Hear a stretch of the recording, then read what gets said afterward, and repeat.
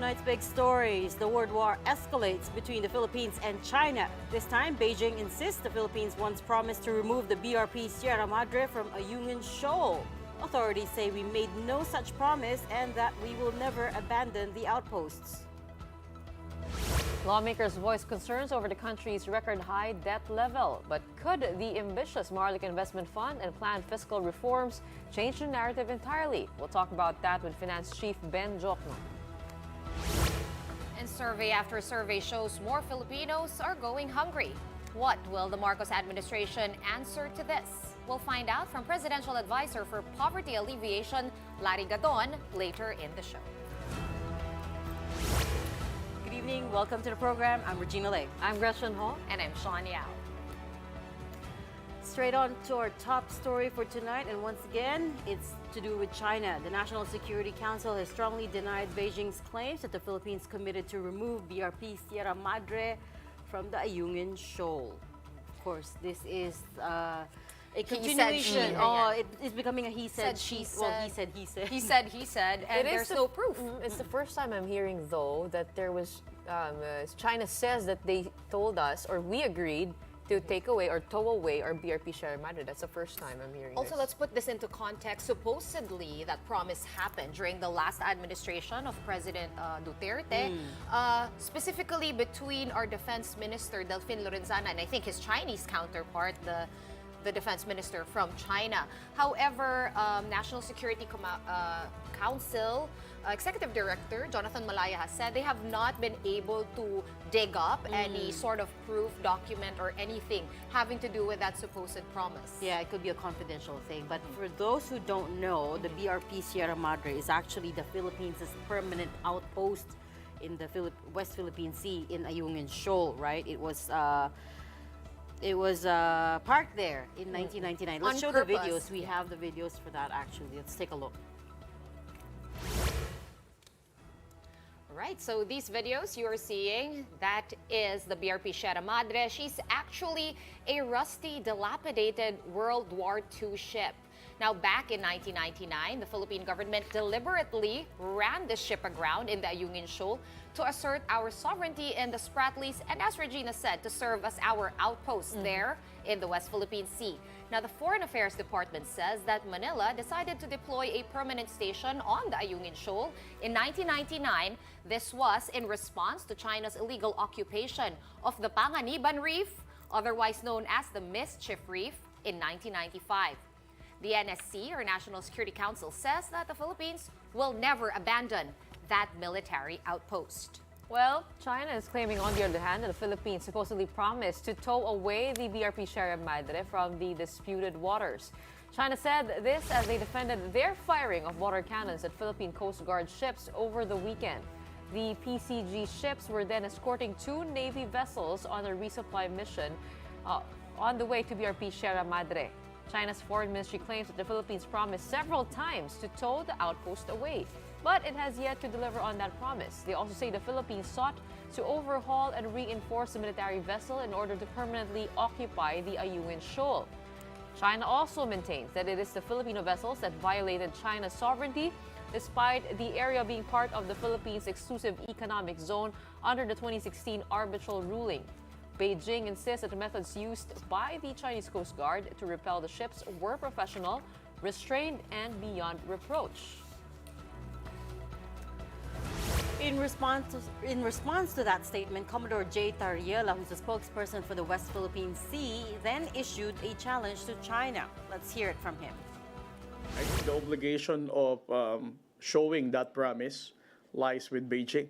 If we're going to rely on those statements of Beijing that there are promises that were made before, it's for them to, concretely support their claim. And the Foreign Affairs Department has now also responded to China's statement. This is the latest development in this very public exchange of words. The DFA said that the China Coast Guard's actions on August 5 impeded the Philippines' legitimate and regular activities in its own exclusive economic zone and were in violation of the relevant provisions of the 1982 UNCLOS. Notice how the language is a bit more stern now. Now, on 1PH's Sa Totoo Lang, our sister network, Philippine Society for International Studies President Romel Banlawi said that former Defense Secretary Delfin Lorenzana apparently had a gentleman's agreement with his Chinese counterpart back then. And this meant that the Beijing will not disrupt the Coast Guard's activities in Ayungin. Nasa ng gentleman's agreement na yon. Ano na nangyari doon? Yun ang dapat po nating balikan. Now, despite the threat of China's continued aggression, the AFP and the PCG both said that resupply missions to the BRP Sierra Madre will continue. Let's bring in Maricel Halili for the details. What do you have, Maricel? That's right, Shawn. The AFP and PCG say the resupply mission to Ayungin will resume next week after last weekend's mission was aborted due to the water cannon incident. The Coast Guard says it's considering sending out bigger ships like the BRP Teresa Magbanwa, BRP Melchora Aquino, and BRP Gabriela Silang. But the PCG admits that these ships cannot hold a candle to the size of the Chinese Coast Guard. With that, the PCG is renewing its calls for further modernization of the armed forces. Shawn? David and Goliath, indeed. Thank you, Maricel. I was listening to Ted Filon this morning, and he asked a very interesting question. Sabi niya, why not try to airdrop supplies to the BRP Sierra Madre? That's an Medyo idea. mahirap, but it's a little bit hard. You have to calculate the wind speed. Sobrang daming math involved. And again, the ship is it's not like you're airdropping it to a big area. But what was it's the just answer? on a ship. Was there an answer? Parang we'll consider that. So hindi pa nila naisip dati? No, I'm sure. No, I'm sure they have thought about it. But you're right. I'm sure there's a lot of considerations that goes into it. Kumbaga dapat Baka super ma-shoot down naman sharpshooter. sila. Oh, okay. We do have to think about ways to, apart from fortifying our Submarine? outposts there, diba? There's smarter ways to deal with the tensions in that area because we will keep on running into So parang we'll just the have to account. keep outsmarting each other on that front. Definitely. Well, up next, we have an exclusive with Finance Secretary Diokno, and we'll be discussing a range of issues with him, including the debt burden, the Maharlika Investment Fund, military pension reform, and yes, what other taxes are coming our way. Don't miss this.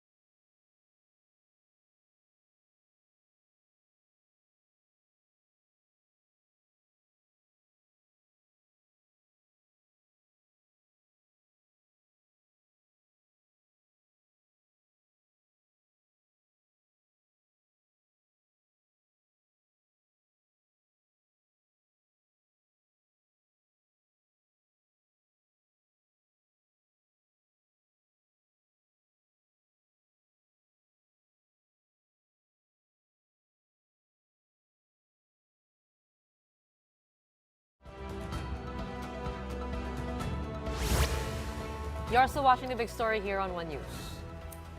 All right, let's talk about the budget for a sec. This is important. There's a lot of numbers, but stay with me here, okay? Only 12.1% of next year's budget is allocated to servicing the national debt. That's equivalent to about 699.2 billion pesos. At least that's according to the Finance Department. Servicing the national debt basically means paying off the annual interest on loans that we took out. While 699 billion sounds like a lot, the DOF says interest payments have actually been declining, which means more money freed up for socio-economic programs. But next year's record high 5.767 trillion peso budget will force the government to incur more debts, said House Deputy Speaker Ralph Recto. By his calculation, the government will be spending approximately 15.8 billion pesos a day, but only 11.7 billion of that will be covered by taxes. That means the remaining 4 billion pesos will have to be funded by borrowings every 24 hours, quote unquote, again, according to Recto.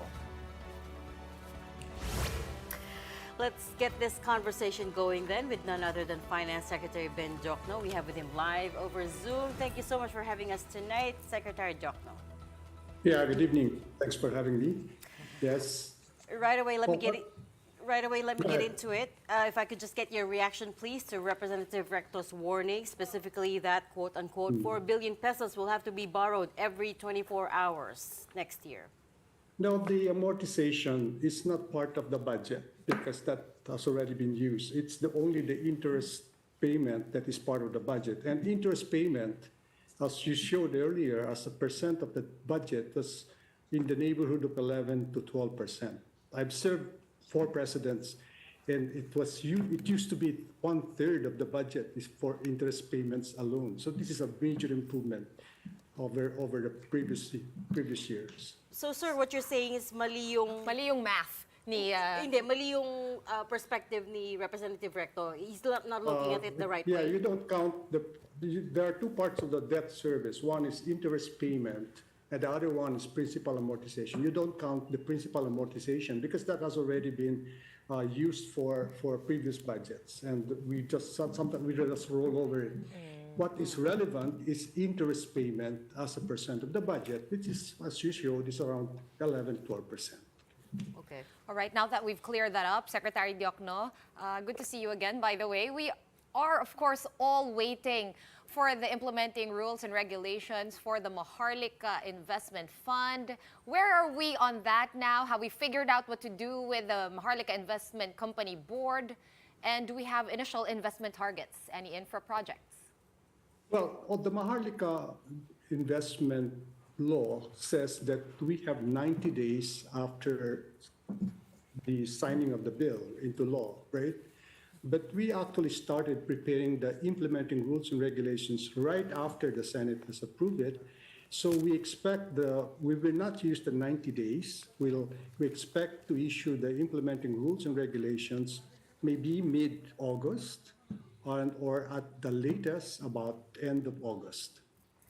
And on the funds, the central bank has already remitted to the national government some 31.2 billion pesos, and Land Bank also has already authorized the remittance of another 50.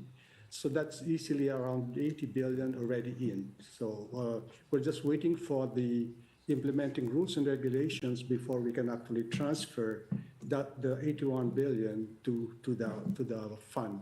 What about the board, Secretary? Any update on that? Have we resolved? It was one of the issues that were big in contention when the Maharlika was being hotly discussed. Have we figured out what to do with the board? Because there seems to have been some sort of a confusion on that.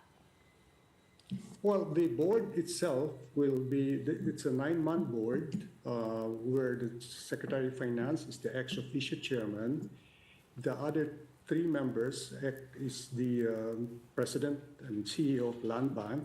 The other one is the president and CEO of the Development Bank of the Philippines. The other member the 4th member is the president and CEO of the Maharlika Investment Corporation. Then we appoint 2 full-time board directors plus 3 independent directors. That makes it 9. So we're in the process right now of looking for good men and women who will be appointed to the 2 plus 3 board seats. But that's for the board, Secretary. What about the people running the fund who will be making the investment decisions? Do we have any clarity on that? That's correct. It is very important to name the right person for the MIC.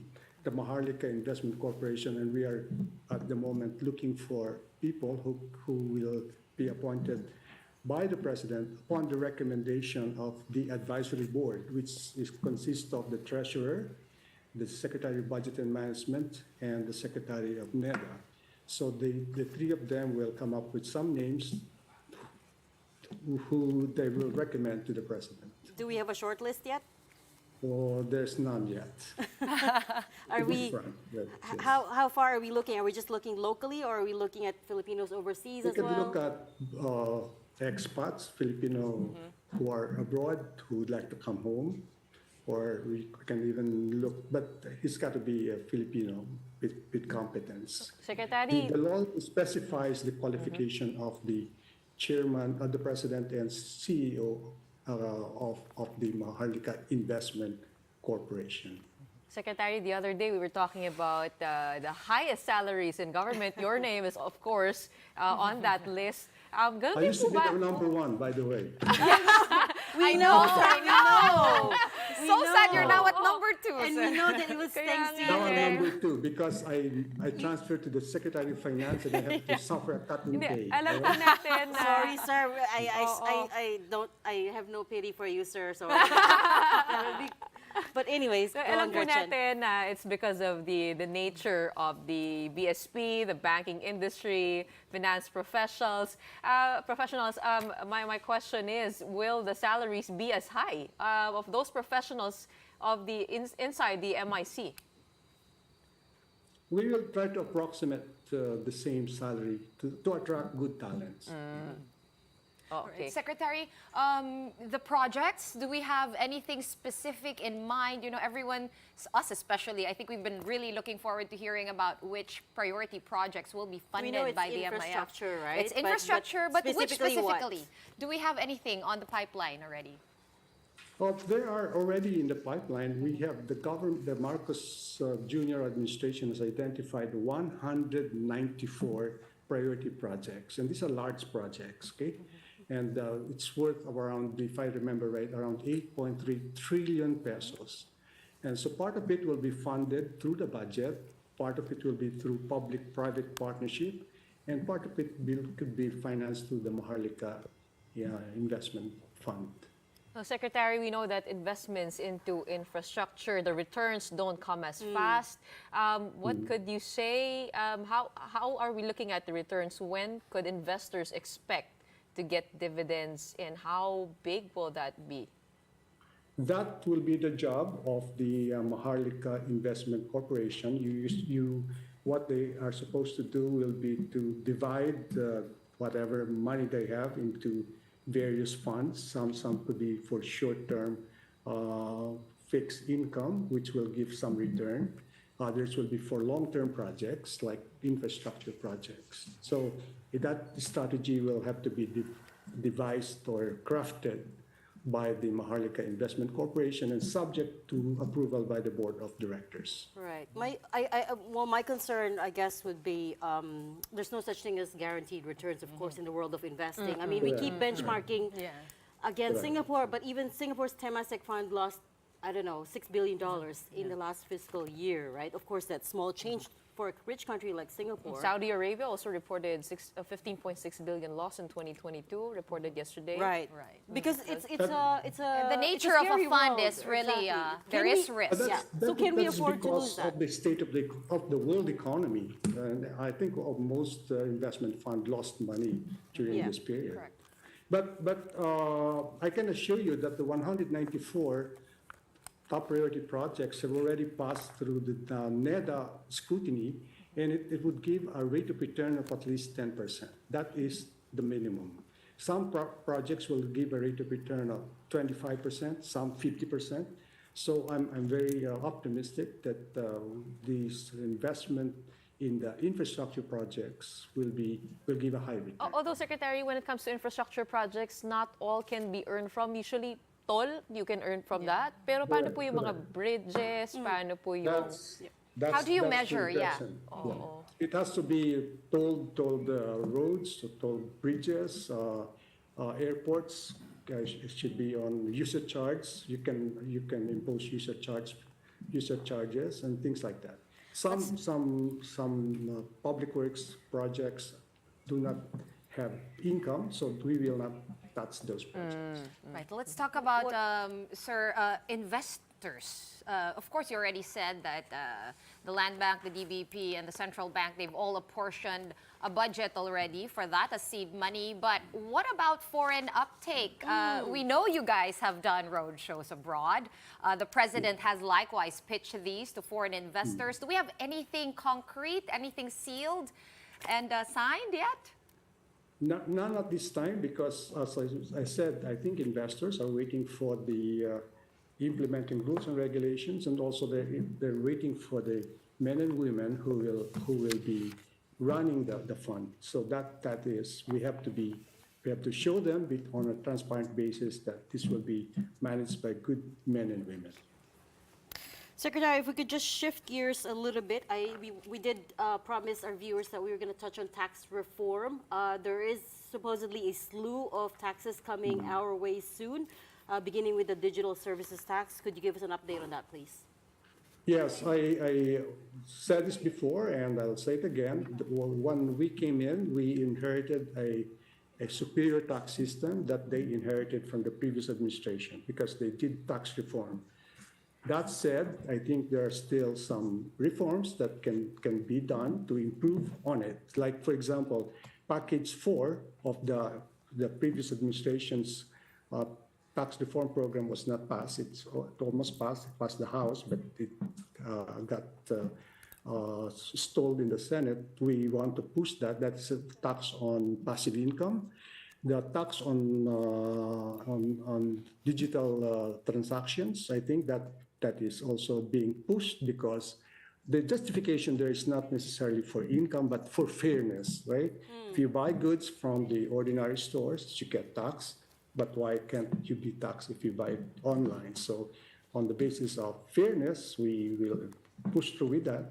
The other tax that we are going to push through is the tax on single-use plastic. This is on environmental ground, and this is our contribution to net zero, whatever objective. So these are the taxes that we are considering. Yung luxury goods po, pinagpapasa-pasahan na sa Viber kasi yun ng mga titas of Manila. Worried si Gretchen, sir. Sorry. Hindi ako. I think that was proposed by Congressman Salceda. Yung luxury car niya baka matax daw. Tax on luxury goods? Yes. Well, I always say that tax on luxury goods is good to cosmetic, but it doesn't really yield a lot of revenues. For example, you tax on diamond, but that's difficult to catch, you know. So some of the luxury goods are difficult to tax. So we are deferring to Congress if they are able to pass it. So be it, but we're not pushing for it. All right, Secretary, I'm going to shift to another gear because we are running out of time. Your Undersecretary, Dorota Antioseco, says that a consensus has already been reached on the government having a bigger share in the military and uniformed personnel pension. That thing was being debated for a while. Do we already have specific ranges or numbers that are under consideration? Yes, we have done a lot of consultation, not me personally, but our economic team have consulted with all branches of governments, all the military personnel. You know, this has been dragging on for the longest time. I call this the elephant in the room. It started with President Ramos. It was not acted upon during Estrada because of a very short period, not acted upon during the Arroyo administration, not acted upon during the Aquino administration, and not acted upon during the Duterte administration. I think this really is what I call an elephant in the room, and it could cause catastrophe in our budget, fiscal catastrophe, because there's a pension system that's where the beneficiaries do not contribute, yet they get a big share of the budget. So I think we have to correct that, and after consultation, I think we are fairly close to a solution. A task force has been created by a speaker of the House, chaired by Joey Salceda, And I think they are going to come up with a real pension system, sustainable, fair to everybody, and which will actually create a lot of fiscal space in our budget. Sir, sorry, last night, are you able to shed light on the funding source for this? The funding source is that those who are in active service will have to contribute to the system. Right I now, think she means SEC from the government side. No, from the government. if you are in active service, you have to contribute. Lahat po. But there is a counterpart fund by the national government, and it totals around 21%, okay? 31%. And for the new recruits, they will contribute 9%, and the counterpart of the national government will be 12%. That's clear. And with that, we're going to have to end this interview. Thank you so much for all of your insights. So hopefully Finance next year, Secretary. #1 na kayo ulit. High speed. I don't think so. Only if you go back to BSP, I guess. Thank you so much, Finance Secretary Ben Diokno. Thanks for having me. We're going to pause for another quick one right now, but up next, more Filipino families are going hungry. Survey after survey shows. How is Presidential Advisor for Poverty Alleviation Larry Gadon going to fix this? We'll hash this out with him in person right after this. Don't go away.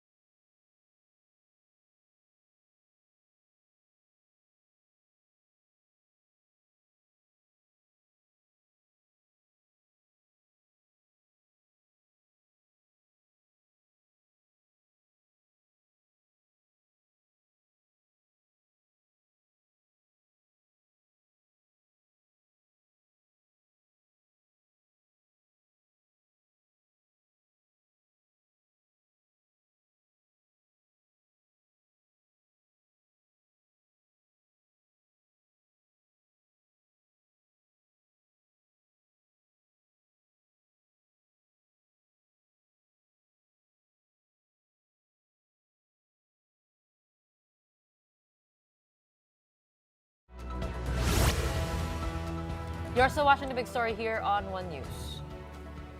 More Filipinos are going hungry. That's according to the latest SWS survey. The June 28 to July 1 survey reported that 10.4% of Filipino families experience involuntary hunger at least once in the past 3 months. This figure is higher than the 9.8% in March. 8.3% of respondents said that they experienced moderate hunger in the past 3 months, while 2.1% experienced severe hunger.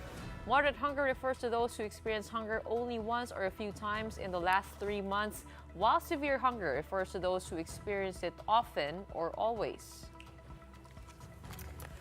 Well, here to discuss, we have with us live in the studio, Presidential Advisor for Poverty Alleviation Larry Gadon. Good evening, sir, and welcome to the big story. Yeah, good evening, and thank you for having me here. Sorry, to be honest, I don't even know what to call you. Can I even still call you attorney? Yes, attorney or secretary, just to say. Are you at secretary level at Yes. with this position? That's secretary Yes, cabinet yes. level? Okay, so No less than Executive Secretary Lucas Bersamin calls me secretary, even in his statements. Okay, thanks for clearing that up for us. Now, about the attorney title, Yes. how is that disbarment going along, Well, Secretary? they announced it in the media, but I haven't received any notice yet. So, by procedure, I can still file a motion for reconsideration. And disbarment is not does not have res judicata principle na pwede ka mag-reapply anytime. And ako naman, hintayin ko lang na mamatay si Justice Marivicionen, then I apply. Oy, knock on wood. Yeah. Knock on wood. Because Ito, may wood dito. that disbarment is just a vengeance of Justice Marivicionen against me because I filed an impeachment case against him in 2019. And I also filed the impeachment case against Maria Lourdes Sireno, who was booted out of the I Supreme don't Court. think we can call it that, sir. I mean, there have been a number of disbarment cases filed against you Yes. right, over the But those viral are- videos, so I Yes. don't think we can call it payback at No, this point. because all of these are just nuisance cases.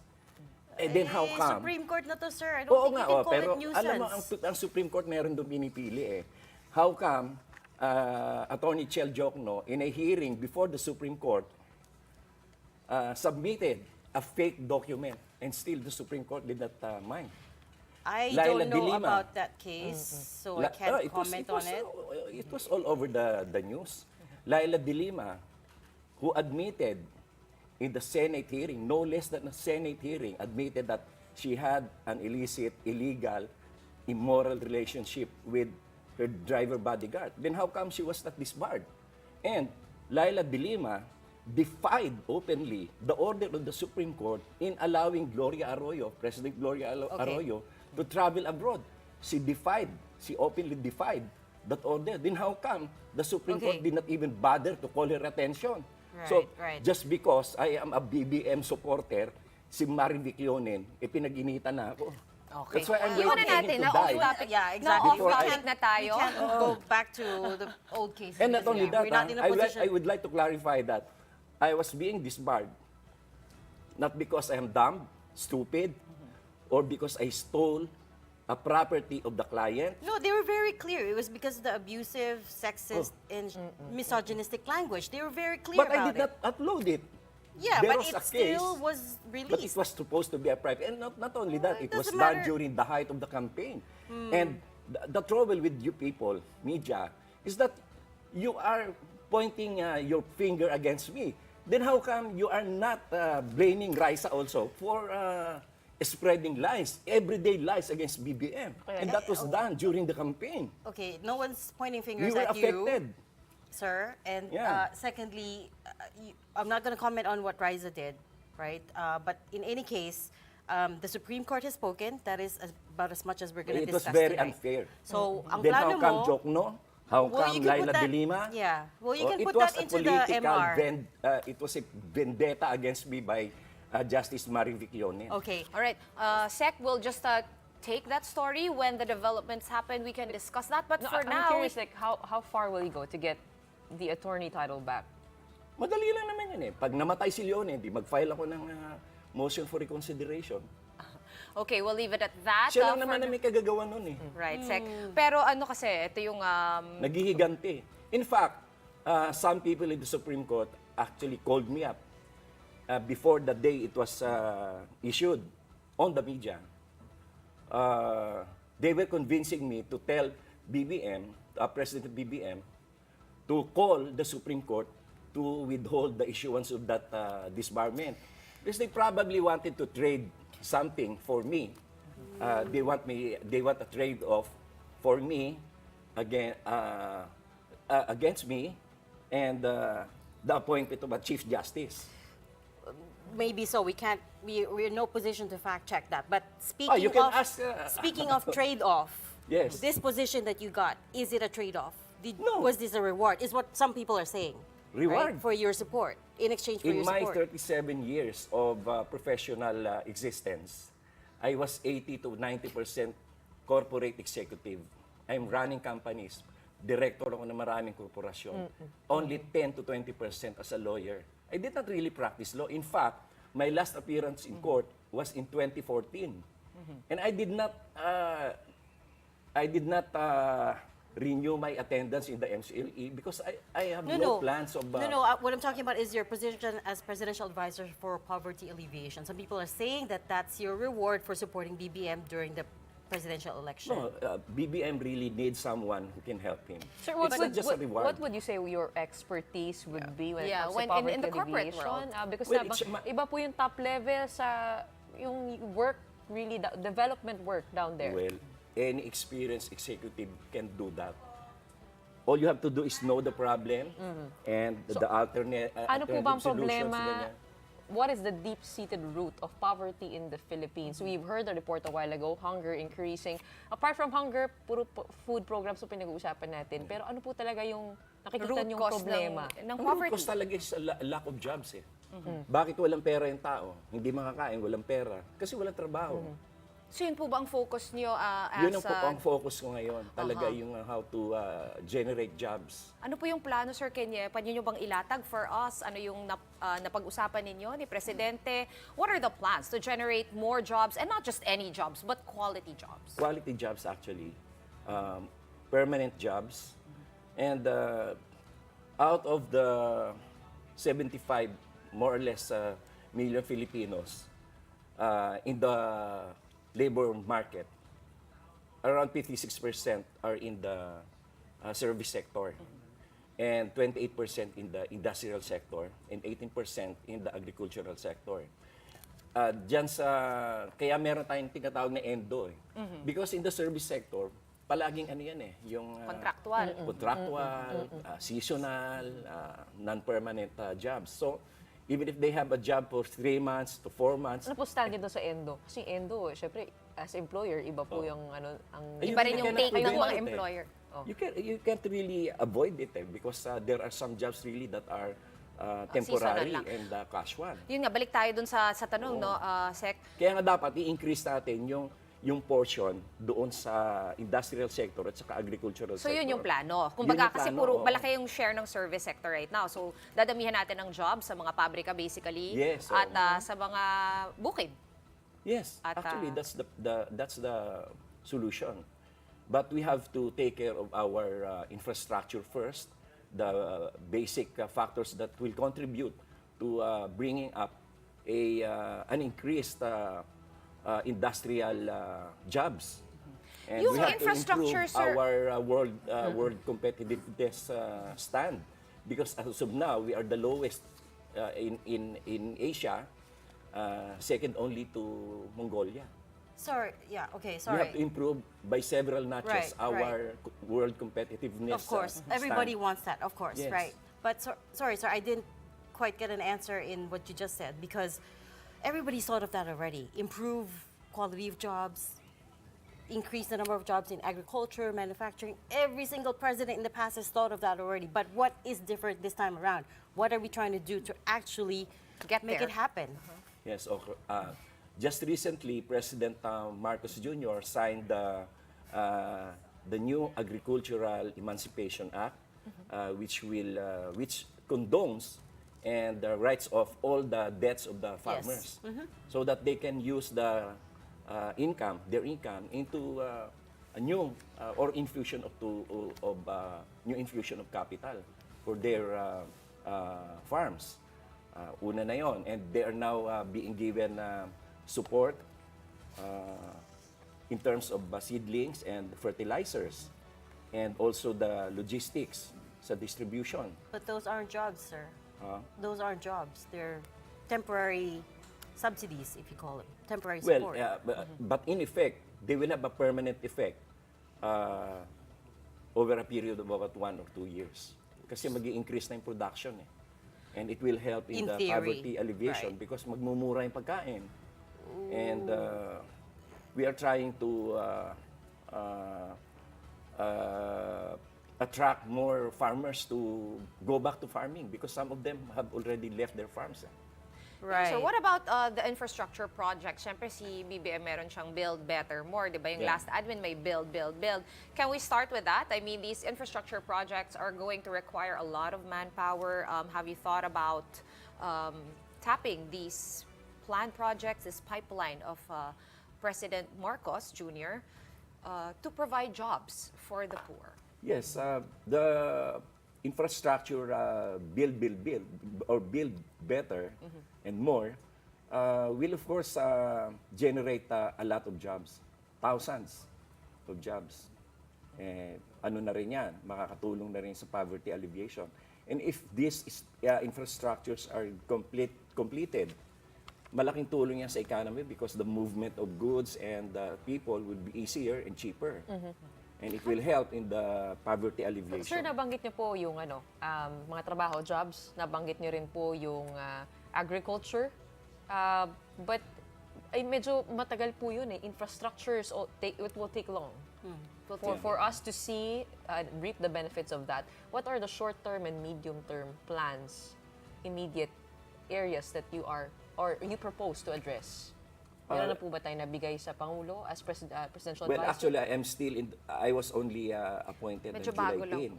10. Bago lang, no? So, wala pang... So, nasan po kayo? Sa proseso po kayo Ang proseso ko ngayon is I'm going to conduct meetings with several agencies who are involved in the poverty alleviation programs like the NAPSI, Yes, and I was the just gonna Commission point on out. Urban Poor, and the indigenous people, and DSWD. I have requested a meeting with the top officials so that I can assess what are the things that are needed to be done. Kasi ang role naman ng... Kumbaga, advisor kasi kayo eh. Wala advisor, naman kayong hindi cabinet. naman ako implementor eh. I'm not an implementing agency. So I will just assess a program if it needs to be enhanced, or if it needs to be set aside, or if there are some programs that will be added to what we are doing right now. And we are quite doing well naman because as you can see, the employment rate has gone up to 95.7, and our unemployment rate is now only 4.3. And things are improving. But how do you see that dynamic between you and the other agencies with which you overlap? For instance, NAPSI, National Anti-Poverty Commission, course, as well as the DSWD. Presidential Commission for the Urban Poor as well. Actually, there's a lot of agencies that are looking into alleviating poverty. So how do you see your role playing with all of them? It's like a conductor of an orchestra. So kayo yung conductor. Parang ganon. Oo. So Do meron you- bang interagency kind of task? And of course, there will be an interagency kind of implementation because the policy of President Bongbong Marcos is to have a one government approach on dealing with the poverty alleviation. It's just that several agencies are handling the There's a lot of programs now. overlap. So, Ang we tanong have ko to dyan, be- Sec, no, wala bang bureaucracia, that red tape na favorite naming pag-usapan? Di ba mas mahirap pagka mas maraming cooks in the kitchen? So, Naalala ko si Hindi, kasi- Presidential Advisor Clarita Carlos. Yung nangyari sa kanya, she was there for a while. And then, A short while. oo, naano rin siya. I know, it's just that Sideline din siya. my role is actually the Office of the Presidential Advisor on Poverty Alleviation is directly under the Office of the President. And you know naman, in the theory of delegation, there are so many agencies Correct. involved in this poverty alleviation thing. So what the President needs is someone who will become his extension on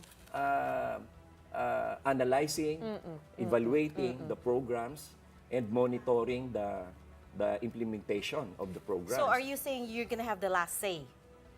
If Ang say last you're the say, siyempre, Oh, the kasi because President. for instance, you Kumbaga, ikaw yung coordinator? gather all of these agencies together. Of course, it can't be helped sometimes that there are differing opinions, right?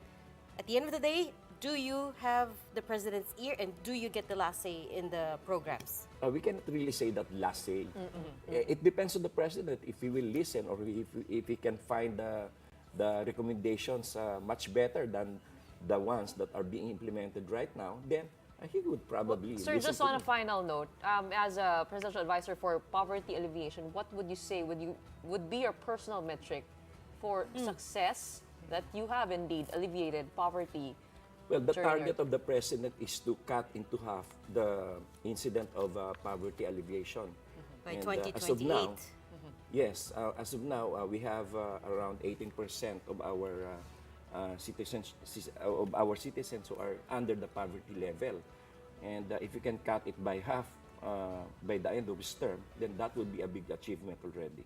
Okay, Seka, basta pag may programa na, katatawagan ka namin ulit to Yes, check of up course. on your You can always progress. call And me if naman. you have, of course, delivered on your promises, thank you so much for joining us tonight. Presidential Advisor for Poverty Alleviation, Secretary Larry Gadon. Thank you, sir. Thank you.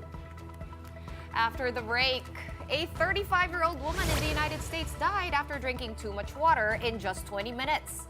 The explanation behind that when the big story returns, keep it here.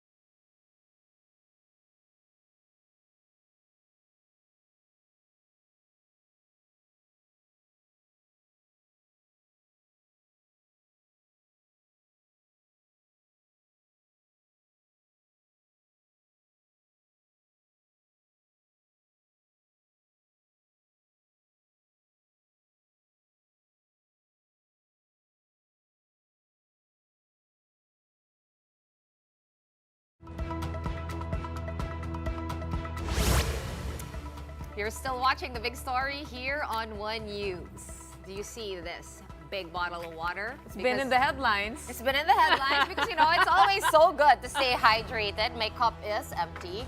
Lalo na ngayon, mainit yung panahon, ang humid pa. But keep in mind, guys, na hinay-hinay lang because drinking too much water can apparently kill you. Literally? Literally.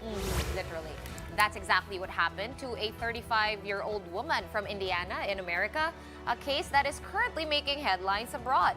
The New York Post reports that the victim, Ashley Summers, felt extremely thirsty while on vacation last month.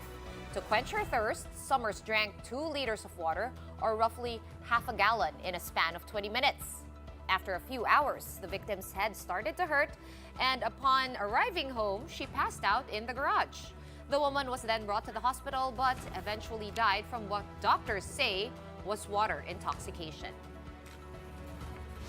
So ano nga ba itong water intoxication? Ito 2 liters lang, medyo mabigat siya. Like, pwede siyang pang-workout. Pero all I know is that it's a rare condition. Kanina, but it can happen. And you don't know if it will happen to kasi you. ininom niya within 20 minutes. So kanina we had Doc Dex in the morning. Ang explanation niya dyan, ang allowable limit niyan is in 1 hour, 1 liter. Yes. Bakit? Because yung kidneys natin parang Yung ganun sodium ata nawawala. Yung sodium sa blood. Yung sodium level Yes, bumababa because masyado. our kidney can only filter 1 liter. So kalahati lang nito per hour. So anything above this, you're putting yourself at risk. So delikado na yun. And tama ka, of course, tama si Dr. Dex. Diba? Kasi siya yung doktor, hindi ako. Pero Ayun na to. He said hyponatremia is what the condition is called. Nadadilute yung sodium sa ating dugo. So maraming minerals, as we know.